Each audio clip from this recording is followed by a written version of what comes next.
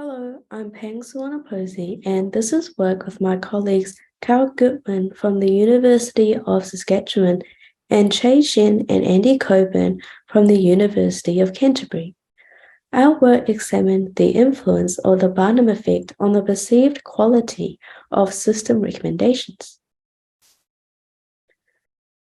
You might be wondering, what is the Barnum effect? Well, let's go through an example to demonstrate it. Say there are two groups, A and B, that complete a personality test and are given the same general personality descriptions as a result. For example, one might say, you have a tendency to be critical of yourself.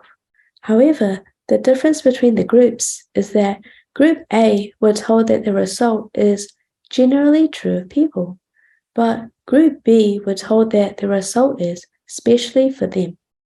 Then, both groups are asked, how accurately does this describe you? Studies of the Barnum effect have repeatedly shown that people assign higher accuracy scores for the Group B style presentation of especially for you than Group A, where the descriptions are described as generally true people. So the Barnum effect occurs when people give higher quality ratings to descriptions that have been personally tailored for them than the same descriptions described as generally true of people. So why might the Barnum effect apply to interaction? First, some system recommendations are stated to be personalized for the user.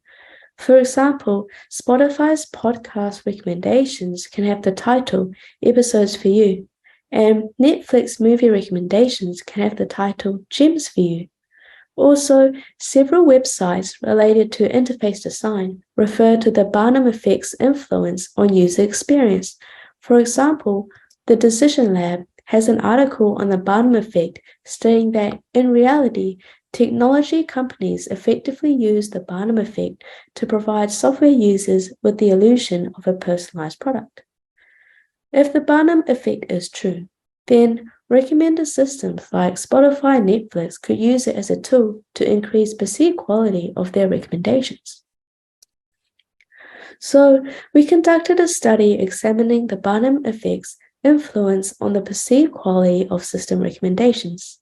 In our experiment, participants were presented with recommendations that claimed to be personalized, especially for you, or non-personalized. In both cases, participants received identical recommendations, which were either good or bad movies that we had pre-prepared. Our main hypothesis was that the perceived quality of the recommendations will differ between personalized and non-personalized conditions. The experiment then proceeded in 3 stages, in which I will briefly describe next. In the first stage, participants answered 10 personality quiz questions on a 5-point scale between strongly disagree and strongly agree. The same 10 questions were either phrased in a non-personalized way about the average person or in a personalized way about the user. For example, non-personalized participants would read, an average person usually stays calm, even under a lot of pressure, but personalized participants would read, you usually stay calm, even under a lot of pressure. Then, in stage 2, non-personalized participants get a page that says, based on your answers about the average person, our system has picked some movies, whereas personalized participants get a page that says, based on your answers about yourself, our system has picked some movies for you. Then on the next page, non-personalized participants get a heading that says, movie recommendations, whereas personalized participants get a heading that says, movie recommendations for you. Under this title, participants view either 10 good or 10 bad movies. There is no algorithm generating the recommendations. We had pre-prepared them so both personalized and non-personalized participants view the same good or bad movies. Next, participants were asked to rate the quality of the movie recommendations for your taste on a scale of 0, very poor, to 10, excellent. And at the end of the experiment, participants were able to make free-form comments. Now, onto results.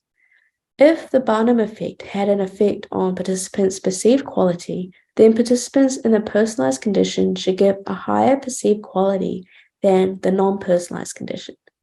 But after analyzing all participants' responses from the first question, our data indicated the opposite trend, where personalized participants gave lower ratings than non-personalized participants. This analysis also showed no significant difference, and we therefore reject our hypothesis that the perceived quality of the recommendations would differ between personalized and non-personalized conditions. Furthermore, our other analysis, looking at personalization across movie quality and gender, found similar results, which also rejects our hypothesis. So, what do these results mean for designers of recommendation systems? First, our data indicated the opposite trend of the Barnum effect, in which participants gave lower mean quality scores for personalized recommendations than non-personalized, which suggests that any effect of personalization versus non-personalization was at most small. Therefore, there is no evidence that designers could rely on the Barnum effect, despite online design guidance suggesting the opposite. Then from the participants' comments, personalized participants seemed more offended by bad movie recommendations than non-personalized, which suggests that designers should be cautious when emphasizing personalized recommendations to users. That is, designers should make sure recommendations are good, because people may be offended if they are bad. However, when the recommendations were good, some personalized and non-personalized participants were impressed by the recommendation algorithm, where actually none existed. This suggests that the Barnum effect may sometimes work on users if the recommendations are not specifically personalized. In this case, regardless of how recommendations are presented, something similar to the Barnum effect may still be at play, and there may be little for designers to do to mitigate its effects. So, in conclusion, the Barnum effect is a well-studied psychological phenomenon in which people give higher quality ratings to descriptions that have been personally tailored for them than the same descriptions described as generally true of people. Our study examined whether the perceived quality of otherwise identical movie recommendations was influenced by having them presented as personalized to the user or not personalized, across both good and bad movie recommendations. Our findings indicated the opposite trend to the Barnum effect. Personalized participants gave lower ratings than non-personalized, suggesting that Barnum-like effects of personalization can have at most a small influence on perceived quality. Therefore, there is no evidence that designers could rely on the Barnum effect to improve user experience, despite online design guidance suggesting the opposite. Thank you.